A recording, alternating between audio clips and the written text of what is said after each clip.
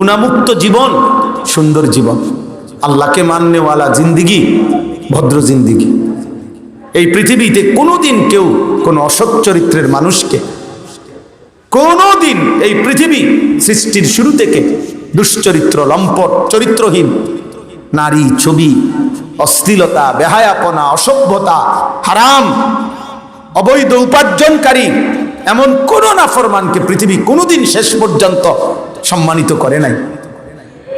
ক্ষণিক হয়তো ক্ষমতা দেখাইয়া, দাপট দেখাইয়া, টাকা খরচ কইরা, যদিও সাময়িক কেউ বাহ্যিক মুখে মুখে কিছু সম্মান নিতে চেষ্টা করছে, কিন্তু একটু যদি পিছলা খাইছে তো এরপরে জুতার বাড়ি আর লানত, অভিশাপ ছাড়া আর কিছু জোটে নাই, আর কিছু জোটে নাই, আর কিছু জোটে নাই। এটাই সত্যি। সেই প্রথম পাপী কাবিল, আদম আলাইহিস সালামের সন্তান, সে আজও ঘৃণিত, সে আজও ঘৃণিতই। আউয়ালু মান সান্নাল কাতলা, এই জমিনের মধ্যে প্রথম যে অন্যায়ভাবে কাউকে হত্যা করছে সে কাবিল।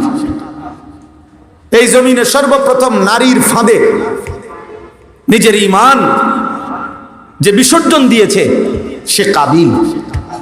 সে একটা নারীর জন্য, একটু সুন্দর চেহারার জন্য আল্লাহকে লঙ্ঘন করেছে, নবীর বিধান লঙ্ঘন করেছে, আপন ভাইকে হত্যা করেছে। আল্লাহ নবী সাল্লাল্লাহু আলাইহি সাল্লাম বলছেন, কিয়ামত পর্যন্ত যতবার অন্যায় হত্যা হবে কোথাও, প্রত্যেকবারের অন্যায় হত্যার একটা গুনাহ ওই কাবিলের আমলনামাতেও জমা হবে। নবীজির বিশুদ্ধ হাদিস।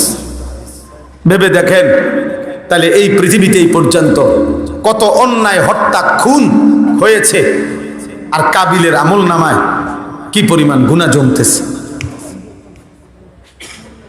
এই জন্য যার মাধ্যমে, ছেলেরা মনে রাখো, কোনো পাপ ছড়ায়, তুমি যদি একটা পুত পবিত্র ভালো ছেলে তারে যদি নষ্ট করে দাও, তোমার বুদ্ধিতে সে আজকে নারী দেখে, ছবি দেখে, তোমার পরামর্শের কারণে, তোমার সহযোগিতার কারণে আজকে সে মোবাইলে উলঙ্গ ছবি দেখে, অথবা বিড়ি খায়, অথবা সিগারেট খায়, অথবা নেশা করে, অথবা জুয়া খেলে, অথবা কোনো মেয়ের সাথে হারাম সম্পর্ক করে, তো খোদার কসম যতদিন তার মধ্যে ওই পাপ থাকবে, তুমি নাফরমানেরও ওই পাপের সমপরিমাণ, একদম সমান সমান গুনাহ তোমার আমলনামাতে জমবে। চাইলে বলেন, আমার বাপ, আমি সাফ কথা আল্লাহর জন্য বলতে আসছি, খামখেয়ালি না, কোনো প্রদর্শনীর জন্য না। অতএব কারো রাগে শোকে কিচ্ছু আসে যায় না, কেউ মাইন্ড করলে কিচ্ছু আসে যায়, তোমার মাইন্ড লয়ে তুমি থাকো, তোমার মাইন্ড।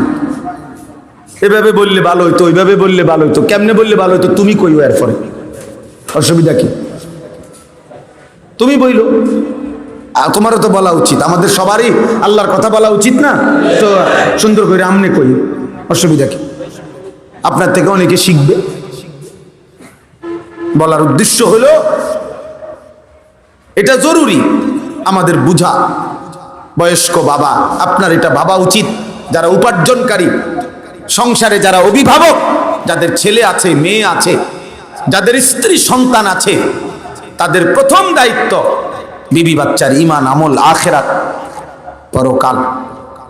এটুকু ভাবনা যদি না থাকে, খোদার কসম, শুধু অর্থ, শুধু সম্পদ, শুধু বিল্ডিং, শুধু সোফা, শুধু ফার্নিচার, শুধু বাড়ি জমি, এই এতটুকু যদি কোনো মুসলমান বুঝাইয়া দিয়া দুনিয়ায় উপার্জন করে তৃপ্ত হয়, ভাবে আল্লাহ আমার উপরে অনেক বড় অনুগ্রহ করেছে, আল্লাহ আমারে বাড়ি দিছে, গাড়ি দিছে, আল্লাহ আমার একটা বিল্ডিং করার তৌফিক দিছে, কদ্দুর জায়গা কিনছি, ফুদ বিদেশ পাঠাইছি, মাইয়া বিয়া দিছি, আল্লাহ মানে অনেক কিছু দিছে, আল্লাহর কসম আল্লাহ আপনারে কিচ্ছু দেয় নাই, বরঞ্চ আল্লাহ এই যেগুলোর হিসাব আপনি দিছেন এগুলো আল্লাহ কাফের বেঈমান রে আপনি চাইতে 100 গুণ বেশি দিছে। আপনি 4 তলা বিল্ডিং নিয়া মাতবরি দেখেন মিয়া, ইউরোপ আমেরিকাতে উন্নত বিশ্বে 4 তলা বিল্ডিং এ ছাগলও থাকে না, ছাগলও থাকে না ওটার ভিতরে। বেটা আপনি আইয়া মাতবরি করেন, 4 তলা বিল্ডিং করছেন মিয়া, প্রাইভেট কার, ওইগুলা দিয়ে ঘাস টানে।